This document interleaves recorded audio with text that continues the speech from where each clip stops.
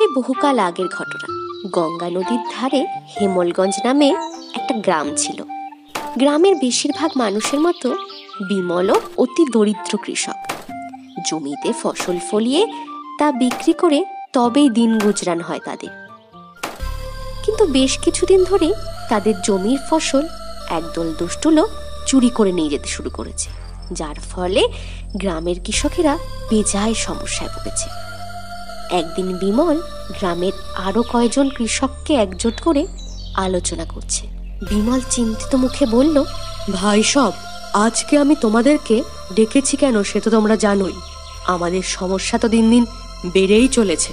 দাঁড়িয়ে থাকা একজন কৃষক বললেন, সত্যি কথা ভাই, তুমি আমাদের সব ঠিক কথা বলেছ। আমাদের সব উপায় তো বিফলে যাচ্ছে।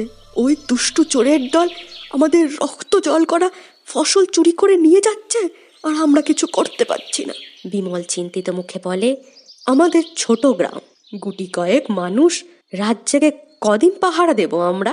জমিদার মশাই খাজনা নেওয়ার সময় একদিন দেরি করেন না। এদিকে আমাদের ফসল রক্ষার কোনো সাহায্য করবেন না বলে দিয়েছেন উনি।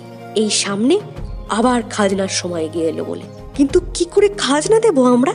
খেতে যেটুকু ফসল আছে সেগুলো দিয়ে দিলে তো না খেতে পেয়ে মরতে হবে।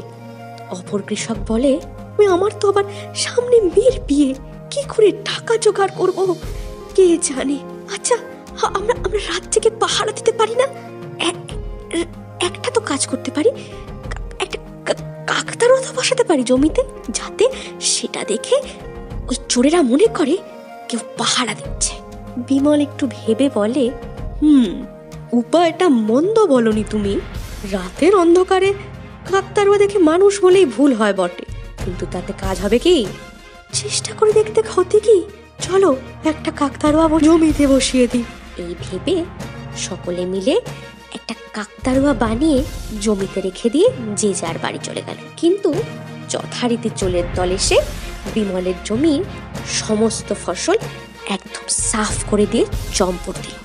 আর সকালে ঘুম থেকে উঠে সেই দৃশ্য দেখে বিমল একদম ভেঙে পড়ল। চিৎকার করে কেঁদে বলল, হায় হায় হায়, কি সর্বনাশ হলো আমার! হায় হায় হায়, আমার সমস্ত জমির ফসল চুরি করে নিয়ে গেল। এবার আমি কি করে পরিবারের সদস্যদের খাবার জোগাবো? আর আর আর খাজনাই বা দেবো কি করে? হায় হায় হায়, না, এই জীবন আর রেখে লাভ নেই। এই মুখ আমি আর কাউকে দেখাবো না। না না না, কাউকে না। এই বলে সে মনের দুঃখে কাকতারুয়ার পাশে একটা বড় গাছ থেকে ঝুলে গলায় দড়ি দিল। আর তার অতৃপ্ত আত্মা গিয়ে প্রবেশ করলো ওই কাকতারুয়ার শরীরে। সেটা কেউ জানতে পারলো না। রাতের বেলা কেউ ক্ষেতের মধ্যে দিয়ে যাতায়াত করলেই গা ছমছম করে ওঠে তাদের। এরপর কেটে গেছে বেশ কিছু মাস। মাঠের ফসল আবার ফলেছে। সেদিন অমাবস্যার রাত, ঘুটঘুটে অন্ধকার চারিদিকে। এমন সময় হলো কি, দুটো লোক খুব আস্তে আস্তে মাঠের ফসলের দিকে এগোচ্ছে। চারিদিকে অন্ধকার, মাঝে বিদ্যুতের ঝলক আকাশের মাঝে দেখা যাচ্ছে। একটা লোক বলল ধীর কণ্ঠে, ভাই, কি কোনোটে অন্ধকার আজকে, দেখ, অন্ধকারে যে কিছুই দেখা যাচ্ছে না। অপর লোক উত্তর দিল, যা বলেছিস ভাই, সকালে তো দেখে গেছিলাম মাঠে ফসলে ভরে আছে।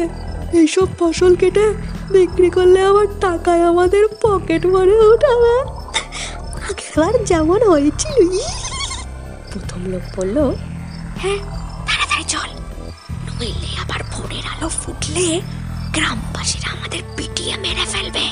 এই বলে অন্ধকারের মধ্যে হেঁটে হেঁটে ক্ষেতের মধ্যে এগিয়ে আসতেই তারা দেখলো কাকতারুয়াটা দাঁড়িয়ে আছে। প্রথমে একটু চমকে গেল, পরে হেসে বলল, ওরে বাপরে, ভয় পেয়ে গেছিলাম প্রথমে। ওরে, বুঝলাম এটা তো একটা বড় একটা কাকতারুয়া। গ্রামের বোকা লোকগুলো ভেবেছে এটা দেখে আমরা হেব্বি ভয় পাবো, যেন এটা হাঁটতে চলতে পারে। অপর লোক কিছু একটা শব্দ শুনে বলল, ভাই, কিসের একটা শব্দ হলো না? যেন কিছু একটা হাঁটছে। হ্যাঁ, আমিও পেলাম। ও ও ও কিছু না, ক্ষেতের ইঁদুর হবে, ক্ষেতের ইঁদুর, কিছু না। বিদ্যুতের ঝলকানি হতেই দুজনে দেখে কাকতাড়ুয়াটা ওদের পিছনে এসে দাঁড়িয়েছে। এই ভাই, এই কাকতাড়ুয়াটা তোর থেকে অনেক দূরে ছিল না, হঠাৎ এগিয়ে এলো, তোর পিছনে এলো কি করে? কই কই কই? ওরে বাবারে, ওরে বাবারে, এ তো ভুতুরে কাণ্ড। এত এগিয়ে এলো কি করে কাকতাড়ুয়াটা? ভাই ভাই, আমার আমার আমার গতি ঠিক লাগছে না, কেমন একটা লাগছে, চল কেটে পড়ি।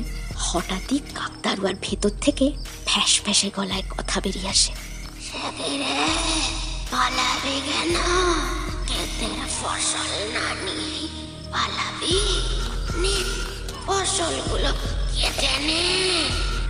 ওরে বাবারে, ওরে বাবারে, কাকতাড়ুয়া কি করে কথা বলছে? না না না না না, ফসল নেব না, আমরা চাই না ফসল, ছেড়ে দাও আমাদের, ছেড়ে দাও গো।